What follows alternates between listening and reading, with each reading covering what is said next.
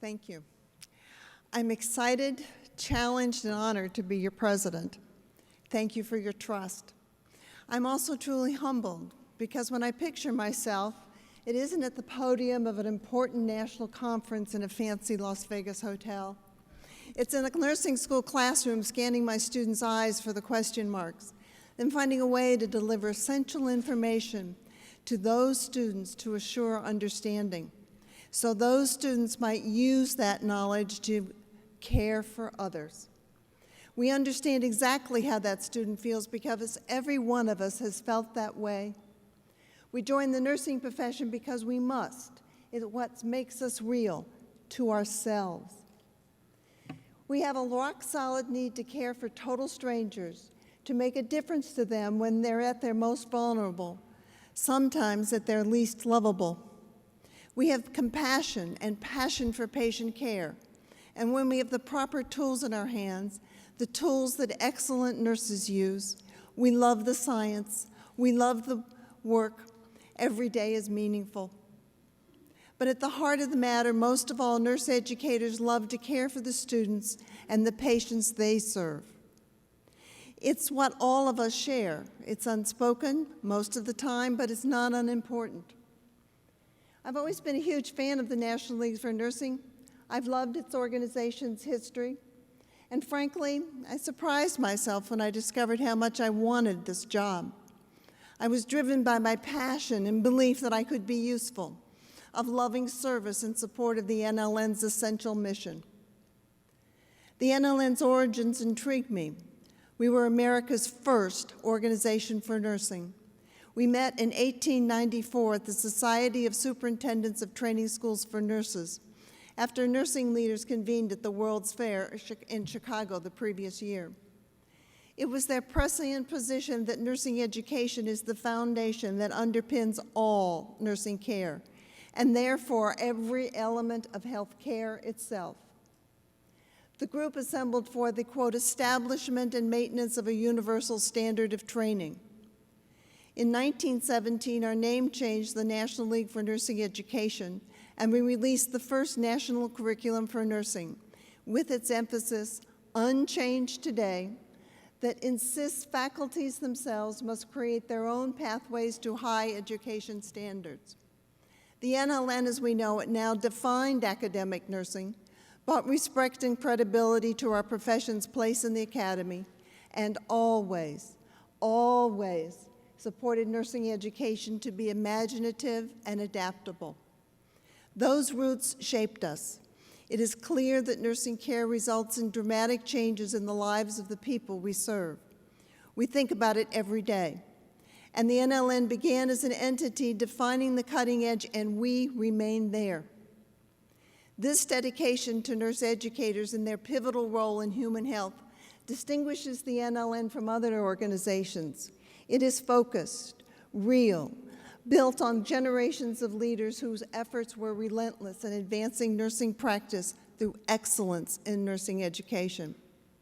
The NLN never forgets why nursing educators are game changers, why they merit the best, most current knowledge in order to pave the way for evidence-based practice. We've been nimble in adapting to changing times, equipment, inventions, more drugs, therapies, and the cyclic systems of care from homes and hometowns to acute care hospitals and back home again. That knowledge isn't limited to diagnosis and management of diseases, disorders, and conditions, or the latest specialty knowledge. All of it is saturated with caring. It is human compassion infused with the passion for patient care, expressed through the rigor and discipline of our imaginations and intellects. Caring. It's why learners seek nursing and why the development of compassionate nurses is the work of faculties. It is a sacred trust. The NLN's philosophy for nursing education is that teaching itself requires tools, theories, strategies. The NLN exists to provide them. We are a talented team of thousands of faculty volunteers, a dedicated board of governors, and a strong, articulate, and forward-thinking staff. As the NLN, we know that refueling nursing faculties is mandatory. It is both our privilege and our responsibility. It is also an essential expression of our dedication to humanity, not simple, not easy, not well compensated. But it is our calling. As nurse educators, we impact the lives of countless human beings we never will meet face to face. The NLN gives me, and all of us, a framework and channel for expressing what we're like inside. People who love us understand. I give my time, passion, energy, and my best efforts. The people who have my back, my team, include my husband of 44 years, my brothers, dear friends and colleagues, and my four-legged buddy, Duke, our miniature schnauzer.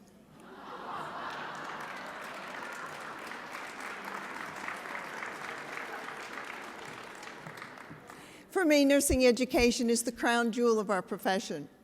Each one of us indirectly influences more patient care than any single researcher, administrator, or nurse could ever possibly do. We shape, guide, and direct the lifetime work of all nurses at all levels: LPN, diploma, AD, BS, MS, doctoral.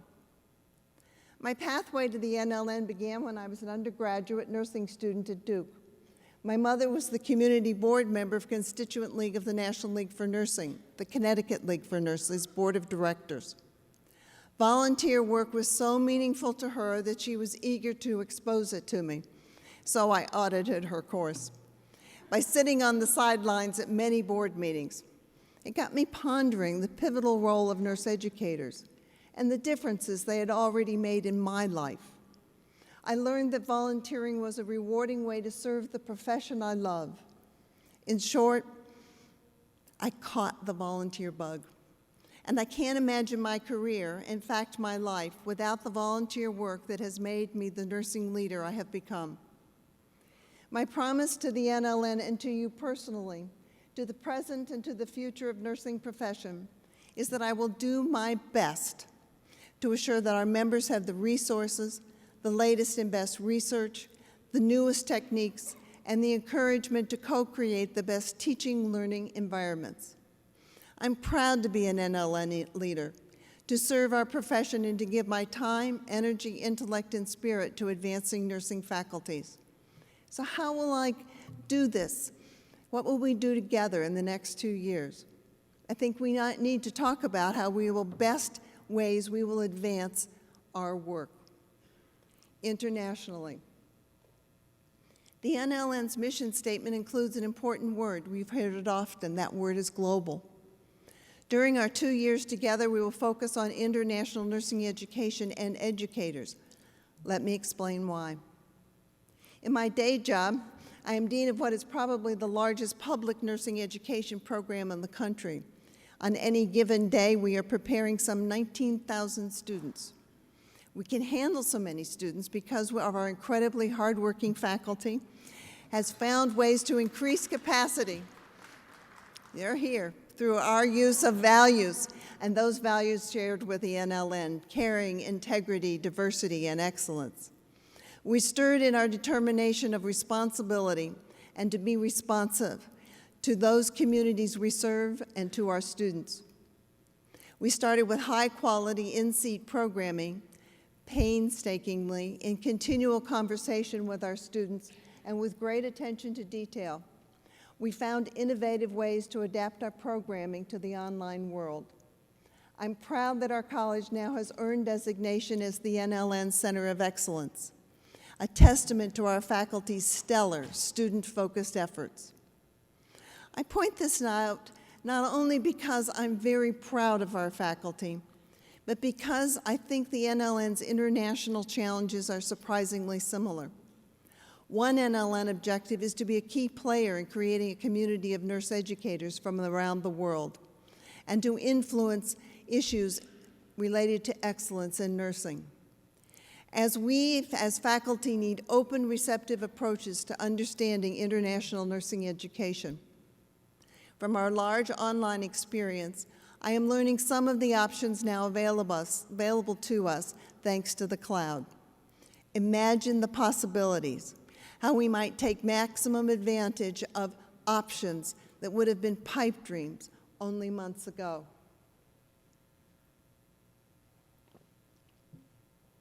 I have no idea how I got this lucky. Over the years, I've learned from nursing faculties around the world. Such rich conversations open my eyes to similarities and variations in both nursing education and nursing care. For me, they continue to reinforce how much we have to offer one another. Our languages may be different, but our messages are the same. Nurse educators speak the language of the heart. We work in a wide array of contexts, but our passion for humans and their welfare permeates our lives. It's trite and true, the world is shrinking. Advances in healthcare practices span the planet as quickly as diseases like Ebola take airplane rides to new populations. Our nursing populations are part of this dynamic and fluid movement. I believe it's essential that we alert our students to their own identities as citizens of the global village. Have we ourselves become the global nursing faculty that shows the world how to use international awareness to build best practices? Our global counterparts, too, are responsible for the quality, the excellence of their programs and their graduates. How they work, their pathways to excellence are fascinating. For example, let's talk about clinical instruction. For many of us, finding clinical placement for our students and competent clinical faculty to guide them are barriers to maximum program effectiveness and expansion. They limit our capacity to mitigate the urgent need for more and more educated nurses. Other nations tackle nursing clinical faculty differently. I learned about this a year ago when I spent my Fulbright award time focusing on clinical training issues. In Lithuania, for example, clinical instruction is provided by staff nurses from healthcare agencies. Guiding students is part of their professional routine, an expectation in their job descriptions. It's not viewed as anything unusual. They work as preceptors and without university-based faculty on site. Everyone does it. Immediately, many of you are thinking of the reasons that approach wouldn't work here, and I'm not saying it necessarily should. But what can we gain from educators who design courses to be taught that way?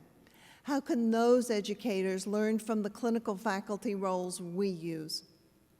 There is excellence in many international programs that reaches and exceeds the standards of our college, our program, a Center of Excellence in Nursing Education. One of my dreams is to welcome our first COE recipients from another nation during my term as president, and to provide a forum for them to tell us their stories. We are planning this journey and already have a phenomenal international nursing leader to keynote our next summit, so that you can hear what we've heard.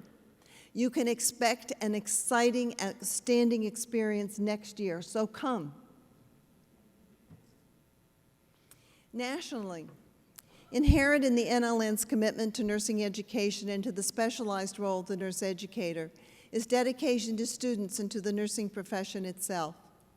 By promoting a climate that emphasizes comfortable communication and professional commerce between students and educators, alongside encouragement that students exercise sound clinical judgment, practice using ethical standards, and support and respect their colleagues, nurse educators constantly demonstrate their commitment to the profession. These obligations are at the heart of the nurse educator's role to influence the next generation of nurses who will value caring, collaborative learning, and ethical standards. The NLN fully recognizes the value of codes of ethics developed by the American Nurses Association and the International Council of Nurses. A long-held nursing standard is the use of these codes by nurses to guide clinical practice. The NLN fully supports ANA's and other national and international organizations' current focus on ethics. The NLN would explore ethical guidelines for nurse educators to promote a culture and environment based on cooperation, support, and mutual enrichment, based on our core values. In fact, the NLN would consider development of ethical principles for nursing education to provide a foundation for ethical practice for all members of the nursing education community. forecasting the next few years in greater details beyond my scope today. My feet are not yet wet enough with presidential waters to be sure about the details of the future. But I am confident that my presidential priorities and activities will remain true to what we've explored together today. We're embracing our members, expanding our mutual horizons through international dialogue, and exploring codes for our own conduct. We are the National League for Nursing. Please note, we're not the National League of Nursing. It reflects our founding values. It reflects our founding values that educators are pivotal for the profession and must have a specific forum for their purposes. We believe faculty members are our greatest hope for continuing to advance human health, and we act on your behalf. The NLN is a service, a resource. We have an impressive past. We have an important future. You have my solemn promise that I will operate from my deep conviction as to why the National League for Nursing exists, to give our nursing faculty members the best resources to advance the crucial role of teaching, the protection and advancement of the cadre of people who want to be nurses. It's all about care. Making life easier for others, caring for faculty places the NLN at the forefront of nursing. For without a strong faculty, quality health care is not part of our nation's or our world's future. This is why the NLN was created and why I am honored to be your president.